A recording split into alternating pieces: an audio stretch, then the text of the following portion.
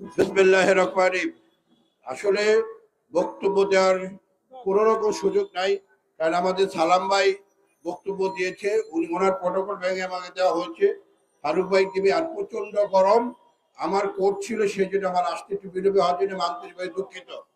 সংগ্রামী নেতৃবৃন্দ, আজকে নবীন দল আয়োজিত আজকের এই ভারতের পণ্য বর্জনের জন্য যে আমাদের কর্মসূচি, আমাদের এই প্রতিবাদ সমাবেশ, এই সমাবেশের সম্মানিত সভাপতি হুমায়ুন তালুকদার উপস্থিত আছেন, আমাদের চেয়ারপারসনের উপদেষ্টা কাউন্সিলের সদস্য, বিরোধী দলীয় সাবেক চিফ হুইপ, নোয়াখালীর কৃতি সন্তান জয়নাল আবেদিন ফারুক, এবং আমাদের বিএনপির সাংগঠনিক সম্পাদক এবং বারবার কারা নির্যাতিত নেতা, এবং যে নাকি 24 ঘন্টার মধ্যে 17-18 ঘন্টা পরিশ্রম করে সংগঠনকে করার জন্য, সে আমাদের প্রিয় নেতা অ্যাডভোকেট আব্দুল সালাম আজাদ সহ আমাদের অর্পণা রায় সহ অসংখ্য নেতৃবৃন্দ উপস্থিত আছেন।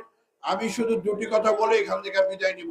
সংগ্রামী নেতৃবৃন্দ, আমাদের কলম বক্তব্য স্পষ্ট।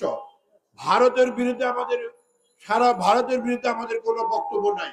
আমাদের বক্তব্য একটি দল, যারা নাকি সাম্প্রদায়িকতা, যারা নাকি সেই হলো বিজেপি, যারা নাকি বাংলাদেশের গণতন্ত্রকে ধ্বংস করে দিয়েছে, এবং কার নেতৃত্বে? এই ফেসিবাদের শেখ হাসিনার নেতৃত্বে। আজকে সারা বিশ্বে গণতন্ত্র মহাদেশ, সারা বিশ্ব যখন এক হয়েছিল, একটি মাত্র দেশ এবং একটি মাত্র দল, সে হলো বিজেপি।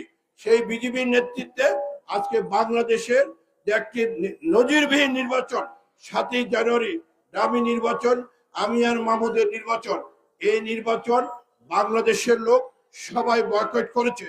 নিশ্চয়ই আপনারা সেটা আপনারা লক্ষ্য করেছেন, এবং 2-2% লোক ভোট দিয়েছে। অনেকেই বলে বিএনপির আন্দোলন, আরে বিএনপির আন্দোলনের সফলতা সেখানেই যে আমরা জনগণ প্রত্যাখ্যান করেছে এই আওয়ামী লীগ ফেসিবাদের যে অন্যায় অবিচার সবকিছু। তাই নেতৃবৃন্দ, আজকে আমাদের অসংখ্য নেতাবৃন্দকে কারাগারে রাখা হয়েছে। হাবিবুর নবী সোহেল, মীর নওয়াজ আলী, আমাদের সাইফুল আলম নীরব, আব্দুল কাদের ভূঁইয়া জুয়েল, হাবিবুর রশিদ হাবিব সহ অসংখ্য, মুসাফির সহ আমাদের অসংখ্য নেতৃবৃন্দরে কারাগারে কেন? তারা এই বর্তমান ফেসিবাদের বিরুদ্ধে আন্দোলন সংগ্রাম করেছিল, এবং তাদেরকে অন্যায়ভাবে জেলে রাখা হয়েছে, তাদেরকে আজকে সাজা দিয়ে জেলে রাখা হয়েছে। আপনারা নিশ্চয় অবগত আছেন, আমাদের নেত্রী বিএনপি চেয়ারপারসন দেশনেত্রী বেগম খালেদা জিয়া, 3বারের প্রধানমন্ত্রী, সবচেয়ে জনপ্রিয় নেত্রী, তাকে আজকে মিথ্যা মামলা দিয়ে কারাগারে রাখা হয়েছে। তাকে চিকিৎসার কোনো সুযোগ দেওয়া হচ্ছে না।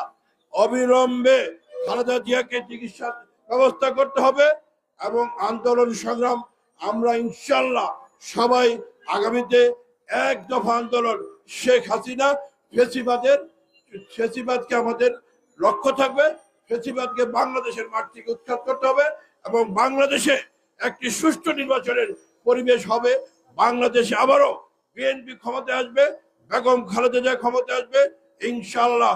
সমস্ত গুম, হত্যা, ইলিয়াস আলী সহ যাদেরকে গুম করা হয়েছে, বাংলার মাটিতে তাদের বিচার ইনশাল্লাহ হবে।